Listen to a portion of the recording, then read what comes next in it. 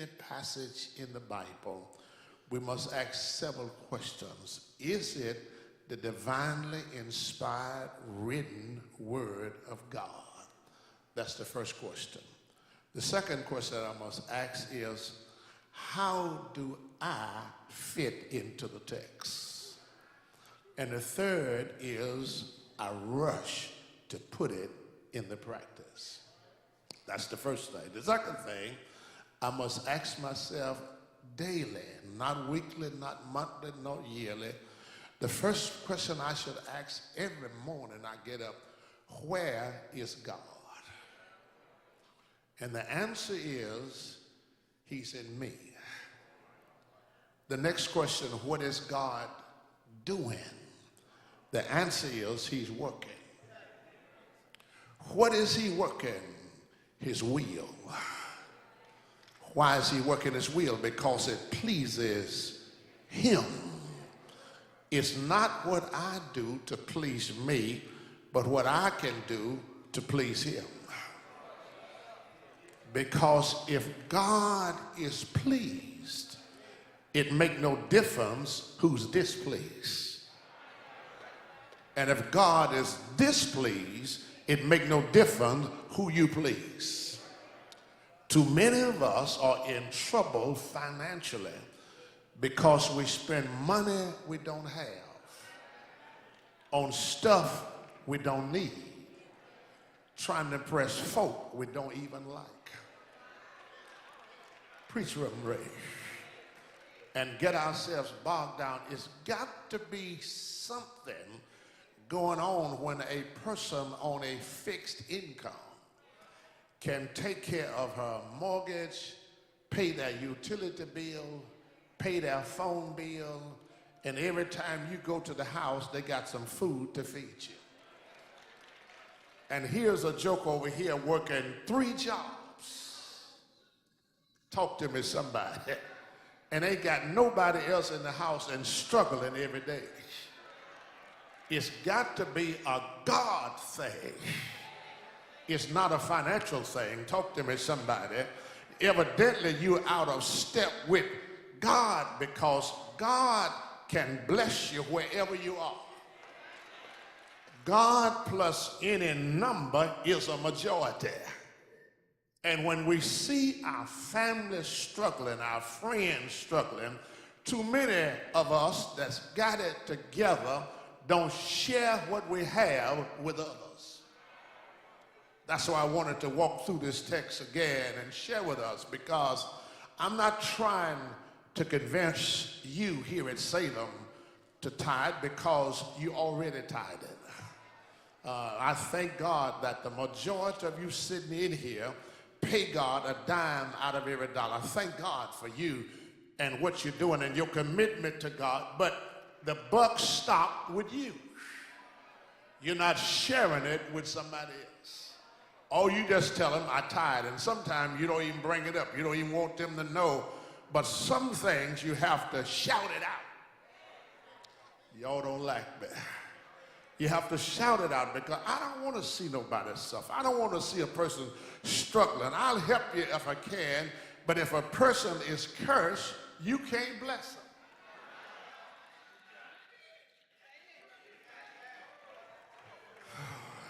Y'all don't like me. If God has cursed you, you can go borrow all the money you want to borrow. You can find all the friends to help you. They can't get you out of it, because God got his hand on you. And when God put his hand on you and you can't go nowhere, you might well leave him alone until they get out from under the curse. You either bless or curse. So I thought I'd bring it up since I got you here. And you will expose yourself if you get up and walk out.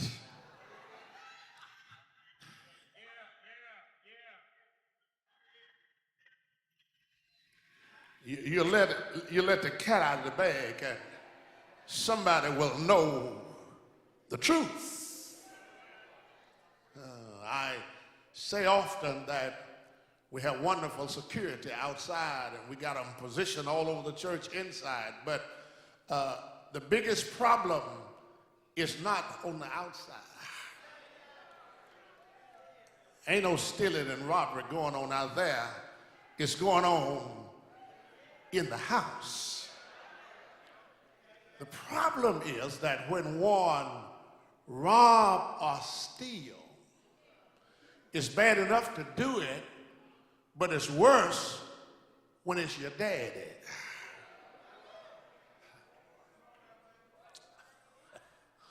I mean, can you imagine raising a child up, feeding them, sending them to school, giving them the best that money can buy, and they turn around and rob you? Can you just visualize that in your mind? You got somebody you birthed from your own womb. You nurtured them from your own breasts. You changed their dirty diapers.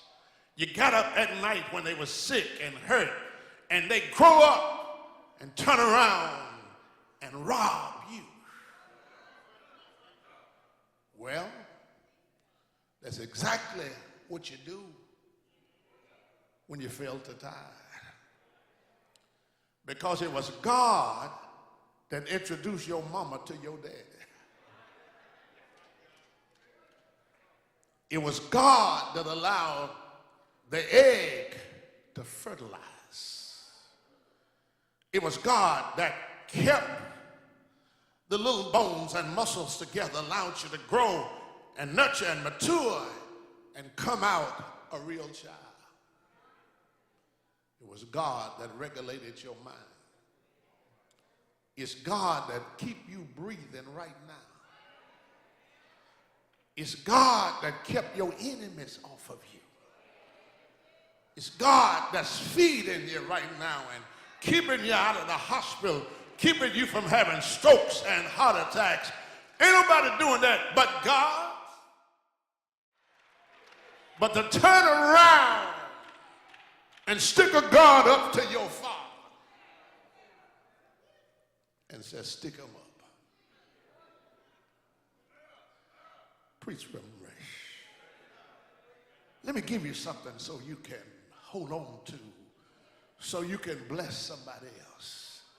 That when church is over, when you're out sitting at the restaurant, eating your steak and potatoes. Talk to me, somebody, and your peach cobbler or your cheesecake.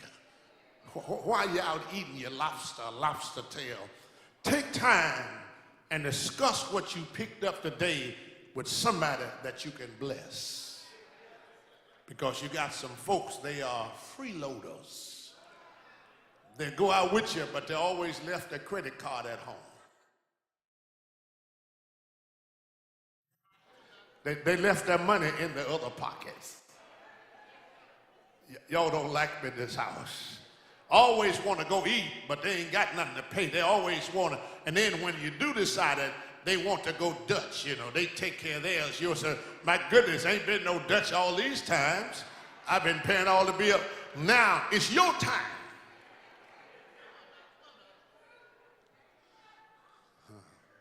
Angela, she got to go. She'd already told me she had to leave.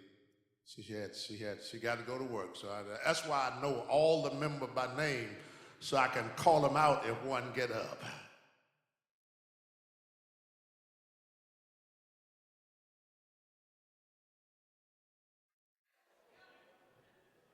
What is tithing? Tithing is mathematical. Tithing is medical. Tithing is moral. It's mathematical because it's a dime out of every dollar. If you can master 10 cents, you can master anything else. 1, 2, 3, 4, 5, 6, 7, 8, 9, 10, or 0. If you can master that, 10% of whatever God blesses you with, it belongs to God. Now, when I first started going to church, I had a problem with it because I, like you, thought that the preacher got it. I ain't giving that preacher my money. No. If you knew what the preacher was getting, you've been paying a long time ago. And mind you, he's the only one that you do that to. You never question your physician. You ain't never been by your physician's house to see where he lives. You've never pulled around behind your physician's clinic to see what they drive. Y'all don't like me in this house. You never do that with your attorney. You don't care what they're driving. You just want them to get you through. But poor preacher, you say, oh no. You do know that's a trick of the devil. It's not only mathematical, it's medical. Because years ago, whenever a baby was born, they would count the baby's fingers, 1, 2, 3, 4, 5, 6, 7, 8, 9, 10, and count the baby's toes, 1, 2, 3, 4, 5, 6, 7, 8, 9, 10. If the baby had 10 fingers and 10 toes, that means the baby was total, was whole. You see, the dime represents the whole. You see, the devil will have you looking at the 10 cent and making you forget the 90. And here's what God is trying to do. He's trying to find some people he can trust. You see, God ain't never broke. Talk to me, somebody. Let me tell you why I said that. Because that's why I'm looking at about 20 of you in here, been off from work for a year and still eating. You ain't got set out of your house yet. Your utilities still being paid. Talk to me, somebody. It wasn't your job that kept the doors open. It was your God. And God can shut you down whenever God get ready. Am I here by myself? It's mathematical. It is medical. It is moral. Because Leviticus chapter 27 verse 30 said tithing is holy. Shout holy one time. Now, I need to tell you something. Don't get in trouble with a holy God. There was a fellow by the name of Belshazzar. Belshazzar, he got so bad until he took the vessels of the temple and he poured wine in the vessels and offered up to idol gods with God's vessels. And the Bible said the same day there came forth the finger of a man's hand, and he wrote on the plaster of the wall, that's found in Daniel chapter 5, and said, many, many tekel euphrase, which means you have been weighed in the balance and found wanting. Don't get in trouble with God with something that's holy. Talk to me, somebody. You see, because what happened when you take the dime and give to God, God turn around and take the 90 cent and stretches it. You see, when you take God out, you're trying to operate with a dollar without God. It's like sitting in a chair without a bottom. It's like a plane without wings. It's like heaven without the sky. It's like mathematics without numbers. It's like history without facts. Talk to me, somebody. When you leave God, God is not broke. He don't need your money. But you need your God.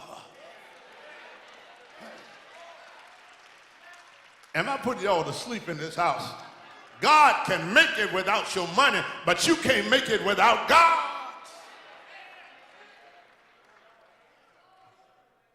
God got so many cows till he stopped counting the cows and just started counting the hills.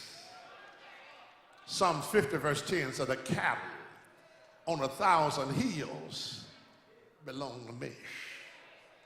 Haggai 2:8 said that all the gold and all the silver is mine, said the Lord.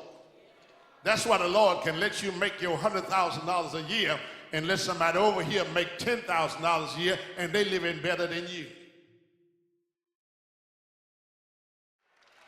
Because God plus any number is a majority. Am I doing all right in this house?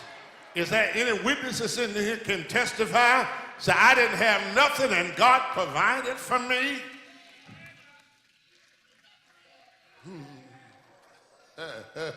I'm going to be all right here in a moment. It is Marley. He got so many cows. Got the silver and gold all belong to him. And since he got it, how many know he'll let you have some?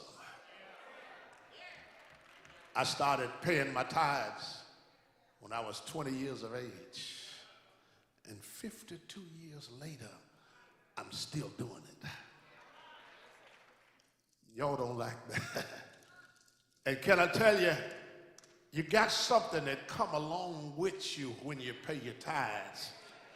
You got a security factor. Because listen what it said. I will rebuke the devours for your sake. Anybody know me that's been close enough around me know that my devours have been rebuked. Oh, they tried to get me. Y'all don't hear me in this house. But I stood back and watched God destroy them. And I'm still standing. He will rebuild.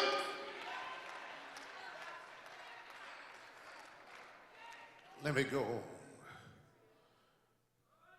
One thing that I discovered in the Bible, if you have any question with any text in the Bible that have tension in it, just find out the very first time it was mentioned. You see, Malachi 3 and 10 is not the first time tithing was mentioned. It was mentioned in Genesis chapter 14, verses 18 through 20. It was when Abraham paid tithes to Melchizedek. Melchizedek is an act of Christ, paid tithes because of him being victorious over war. In other words, he paid tithes out of an act of gratitude. That's the first time tithing was mentioned, was Abraham was grateful to God. So if that's the case, so whenever I pay my tithes, it is out of an act of gratitude. Now, I don't know about y'all, but it's dangerous when somebody bless you and you're not grateful. I mean, you getting ready to get walked away from when somebody, have you ever seen people that you have tried to help and they were ungrateful? They didn't even have enough sense to tell you thank you. You be riding down the street and you stop. You're in a hurry yourself. You stop and let somebody in the traffic. You didn't have to do it. And they just pull on in there and don't ever wave their hand and say thank you. You be saying they won't get it again.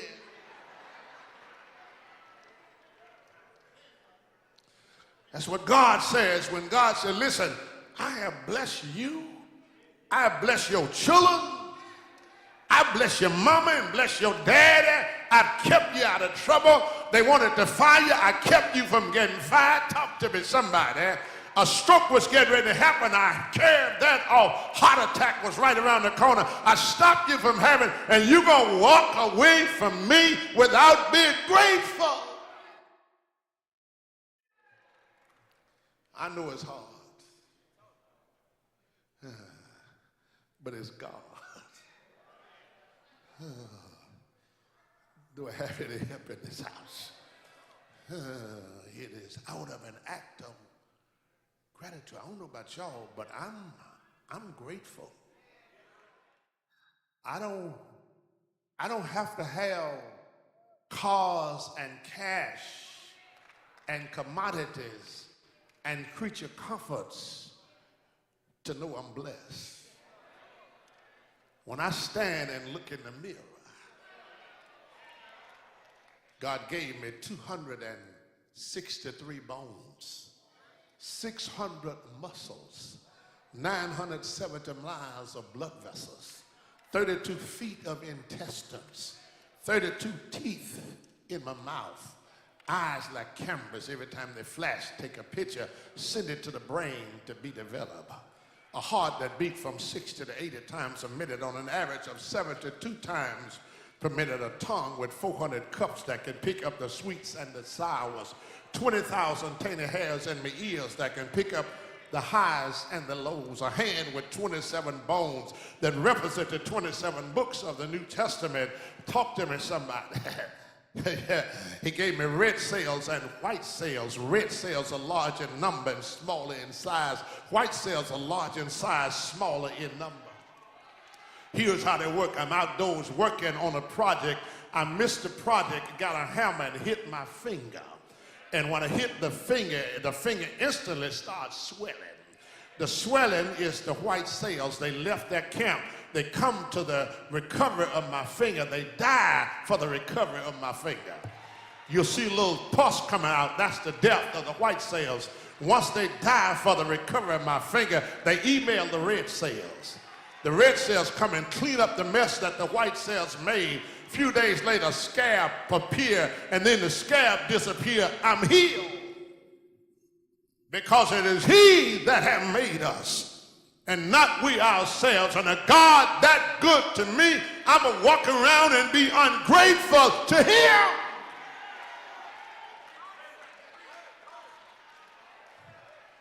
I'm not here by osmosis. I'm here because God keep blessing me.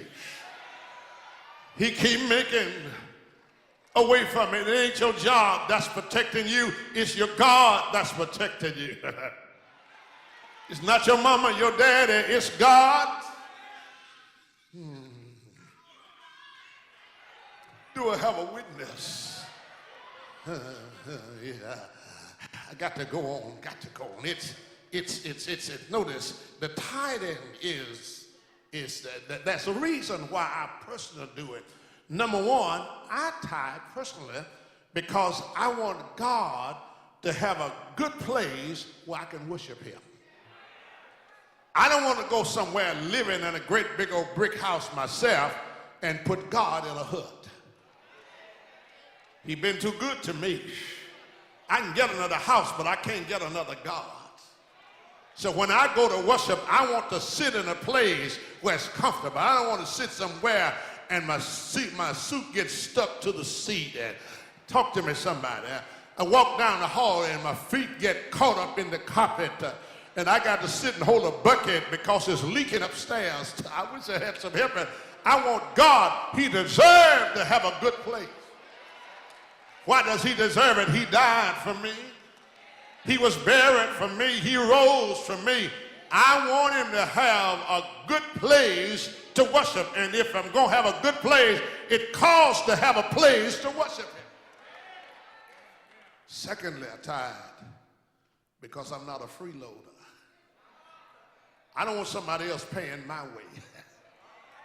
I'm going to enjoy all the privileges and let them pay all the bills. Y'all don't hear me. I enjoy the music, but I ain't going to help pay no musician. I enjoy, talk to me, somebody, sitting in church with air conditioning, but I ain't going to pay for no air conditioning bill. No, I want to bear my loads. Come on, talk to me, somebody. I want to say that when it's over, Frank did his part. I wish y'all see how y'all looking at me in this house. Shake somebody's hand and say, I want to bear my load. I want to bear my load. I don't want nobody else trying to pay for a place for me when God been good to me. This is personal. Shout personal. It's personal to me. Done too much for me. Kept my family. Still keeping me. Keeping my children. Still blessing my grandchildren. My great-grandchildren. God been too good to me for me to hold my peace. I want to take care of my obligations with the Lord. But then there's another reason why I tithe. That's a crime if you don't do it. Because Malachi 3:8 asks the question, will a man rob God. Notice it didn't say, but a man steals from God. You see, you're a coward when you steal. Y'all don't like that. Let me say it again. You're a coward when you steal. You wait till the person turn their back. When you rob somebody, you look at them straight in the face, stick your gun in their face, and say, give me what you got. Can you imagine somebody doing that to God? At about 6 years of age, never will forget it. My daddy came home feeling a little high. He laid across the bed. He had 3 nickels roll out of his pocket. I knew Daddy wasn't going to miss it. I got those 3 nickels. Clam. Well, God bless you. Did you know that Jesus talked more about giving